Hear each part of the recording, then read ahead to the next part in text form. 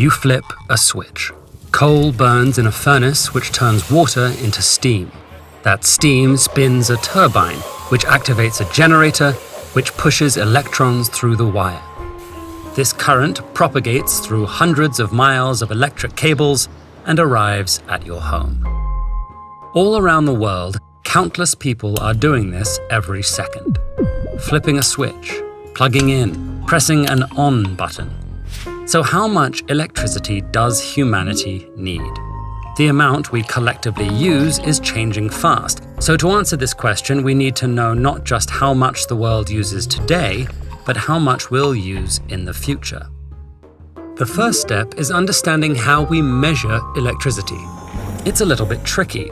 A joule is a unit of energy, but we usually don't measure electricity in just joules. Instead, we measure it in watts. Watts tell us how much energy per second it takes to power something. 1 joule per second equals 1 watt. It takes about 0.1 watts to power a smartphone, 1,000 to power your house, 1,000,000 for a small town, and 1 billion for a mid-sized city. As of 2020, it takes 3 trillion watts to power the entire world. But almost 1 billion people don't have access to reliable electricity. As countries become more industrialized and more people join the grid, electricity demand is expected to increase about 80% by 2050. That number isn't the complete picture. We'll also have to use electricity in completely new ways. Right now, we power a lot of things by burning fossil fuels, emitting an unsustainable amount of greenhouse gases that contribute to global warming. We'll have to eliminate these emissions entirely to ensure a sustainable future for humanity. The first step to doing so for many industries is to switch from fossil fuels to electric power. We'll need to electrify cars, switch buildings heated by natural gas furnaces to electric heat pumps, and electrify the huge amount of heat used in industrial processes. So all told, global electricity needs could triple by 2050. We'll also need all that electricity to come from clean energy sources if it's going to solve the problems caused by fossil fuels.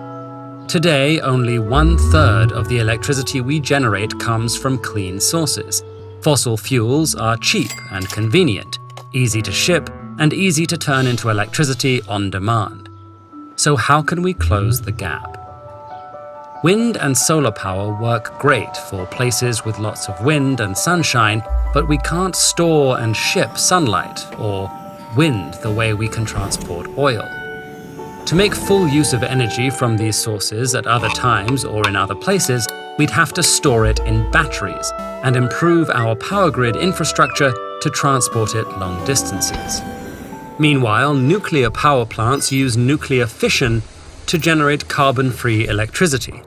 Though still more expensive than plants that burn fossil fuels, they can be built anywhere and don't depend on intermittent energy sources like the sun or wind. Researchers are currently working to improve nuclear waste disposal and the safety of nuclear plants. There's another possibility we've been trying to crack since the 1940s. Nuclear fusion. It involves smashing light atoms together so they fuse and harnessing the energy this releases. Accidents aren't a concern with nuclear fusion, and it doesn't produce the long-lived radioactive waste fission does. It also doesn't have the transport concerns associated with wind, solar, and other renewable energy sources. A major breakthrough here could revolutionize clean energy. The same is true of nuclear fission, solar, and wind. Breakthroughs in any of these technologies, and especially in all of them together, can change the world, not only helping us triple our electricity supply, but enabling us to sustain it. So how are we going to store all this power? Find out with this video, or learn the fascinating story of how boring old cement changed the world twice with this video.